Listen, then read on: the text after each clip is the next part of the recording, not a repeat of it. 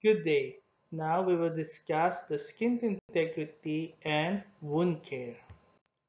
So, for the overview, our skin is our body's largest organ. So it forms a complex multi-layered shield that protects our internal organs. So they divide it into your epidermis, dermis, and your subcutaneous tissue.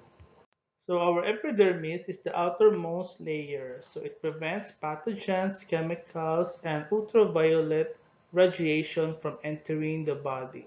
So the keratinocytes continuously regenerate, moving upward as they mature.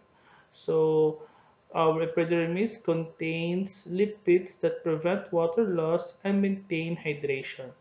And the pigments of our skin is caused by our melanocytes, which produces your melanin that will determine our skin tone and UV protection. Then after epidermis, we have your dermis. So it is rich in collagen and elastin fibers that provide strength and flexibility. So it contains nerve endings that detect touch, pain, pressure, and temperature. So your dermis houses also your sweat and sebaceous glands, which regulate your temperature and moisturize our skin. And your subcutaneous tissue, it is an adipose tissue that creates insulation to maintain our core body temperature. So it cushions us against physical trauma and pressure. And your adipose tissue in the subcutaneous stores calories as fat for future metabolic needs. And the functions of our healthy skin is for sensation, for thermoregulation, and for your vitamin D synthesis, wherein it will be converting the uh, the the sunlight to vitamin D, which is essential for your calcium absorption and bone health. And the skin protects our body as a physical barrier against microorganisms and chemicals. So the factors that influence our skin integrity, we have your age, nutrition, hydration, and your environment. And what are the causes of the altered skin structure? So first is your physical trauma. So it could either be burns, friction, or pressure injuries. And pathological conditions such as your diabetes mellitus type 2, vascular diseases, and your immunodeficiency can also alter our skin structure. And some medications, especially for those immunosuppressants, and even your anticoagulants. And the aging process, wherein in geriatric patients we have decreased collagen, elasticity, and cellular turnover, it can also alter the skin structure. So the manifestations are early on, we have redness or erythema, warmth, and slight swelling, which indicates inflammation. Then there will be increased pain, edema, and possible blister formation. Then in some cases, we have an open wounds or ulceration and exposure of underlying tissues may develop. And your complications of your outer skin integrity, we have infections, exudates, necrotic tissue, and delayed healing. So these are some of the types of wounds. We have your acute wounds, so uh, such as your surgical incision, lacerations, and abrasions with predictable healing. In contrast to your chronic wounds, no? So in chronic wounds, they have prolonged healing. This is because they are secondary to your pressure injuries, or in your DM type 2 patients, we have your diabetic ulcers and venous stasis. And we have burns. It could be either thermal, chemical, or electrical injuries. And the infected wounds are any wound type complicated by microbial invasion and inflammatory response. So in assessing your skin integrity, we first do our inspection. So we check with our own eyes the color, the texture, and integrity of the skin. Then we have to measure the length, width, and depth of wounds in centimeters. Then we evaluate the wound bed or are there any exudates or odor coming from the wounds. Then we document and record the findings accurately. And these are some of the nursing diagnoses for skin integrity. Example, your impaired skin integrity, risk for infection, impaired tissue integrity, and your acute pain. So these are the wound healing phases. So first, if your patient sustained a wound injury in your skin, then your blood vessels will constrict and platelets form clots to stop bleeding. Then the first phase of the wound healing is your inflammatory phase. So the inflammatory phase of healing begins with the body's initial response to wounding of the skin and lasts about 3 days. So white blood cells clean the wound and fight infection. And during the inflammatory phase, there is increase in pain, redness, warmth, and swelling in the injured area as the blood vessels dilate and leak fluid to the tissue surrounding the injury. Then we have your proliferative phase. So in proliferative phase, there's repair of the defect, filling in the wound bed with new tissue, and that tissue is your granulation tissue. So this new tissue bleeds easily and has a granular or bumpy texture. Then after your proliferative phase is your maturation phase. So it's the last phase of wound healing. It is known as the remodeling phase and can last up to a year. So during this time, collagen continues to be deposited and remodeled and scar tissue is formed and strengthens.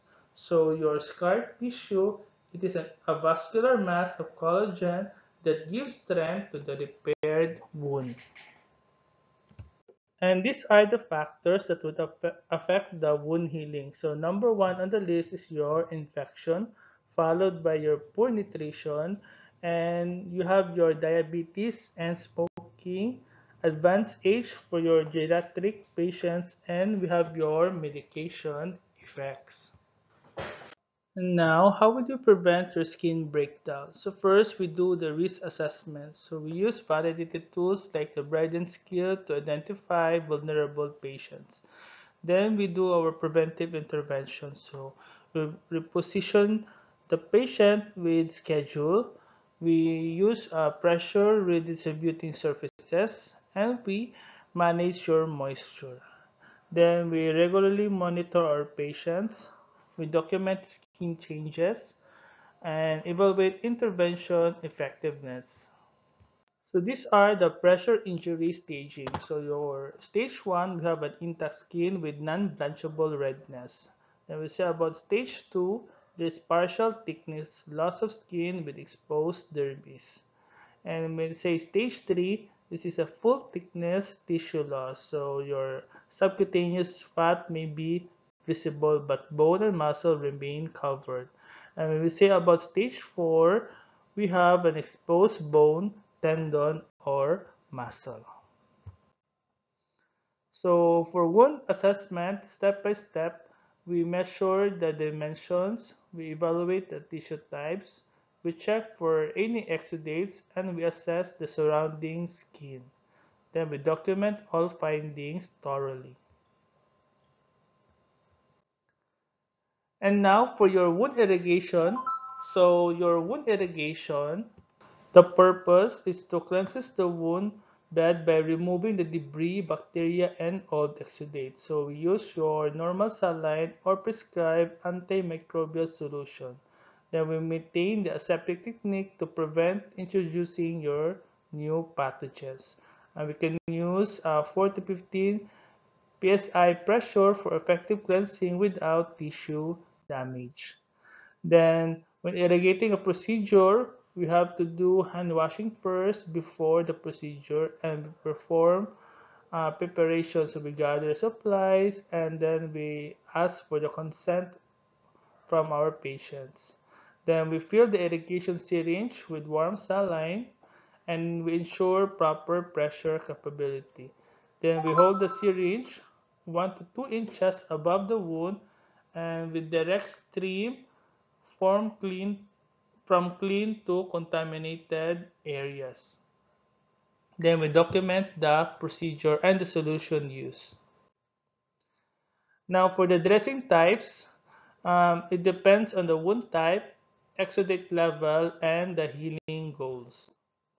So when we change a sterile dry dressing, first we perform hand hygiene, then we gather supplies, and we create a sterile field.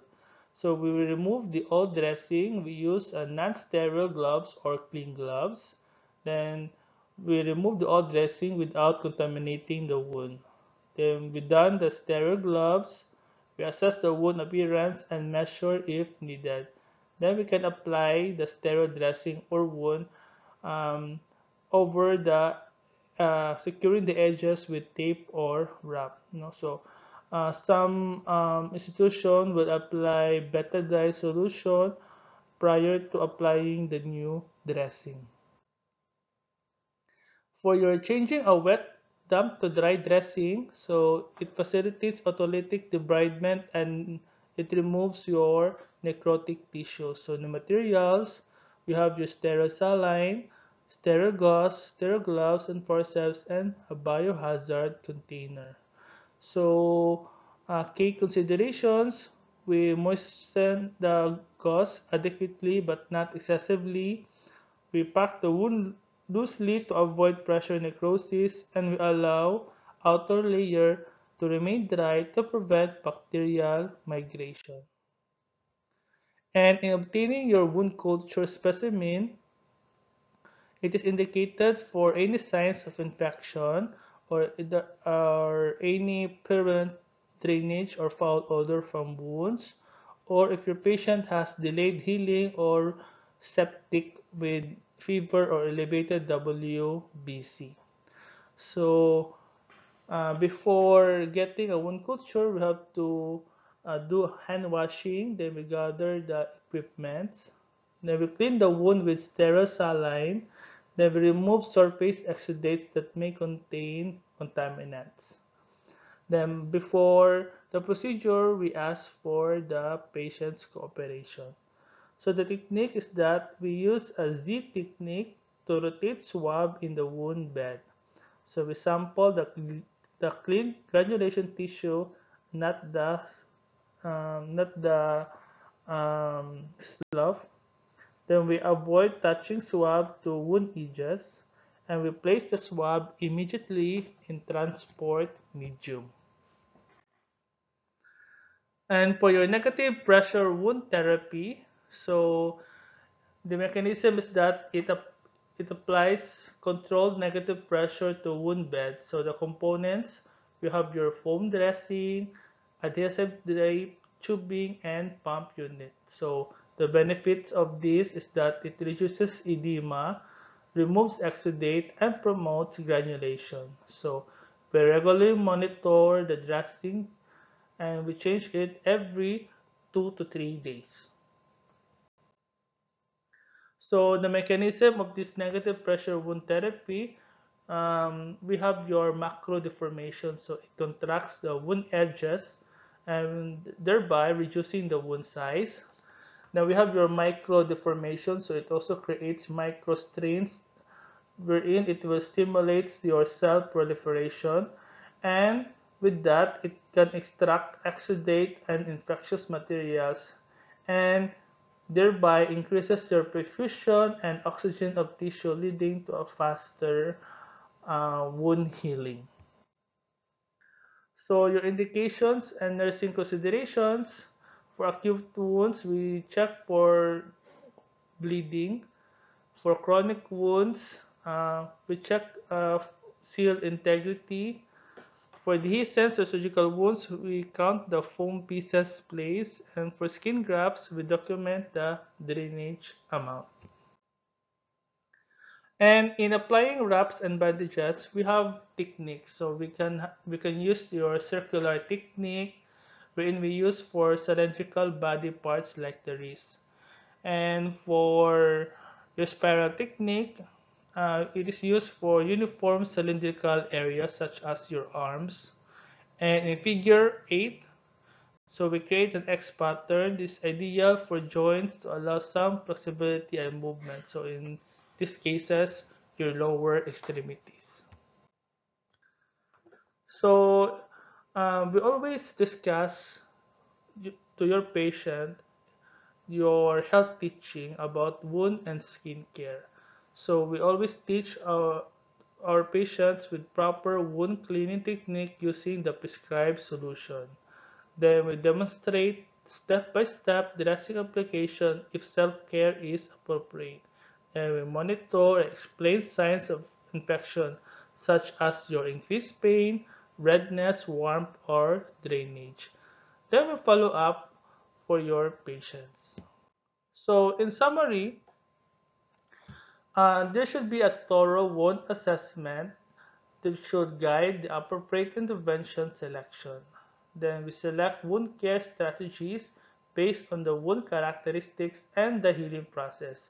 So by maintaining the skin integrity of our patient, we are treating the patient as a whole. So risk assessment and prevention are nursing priorities.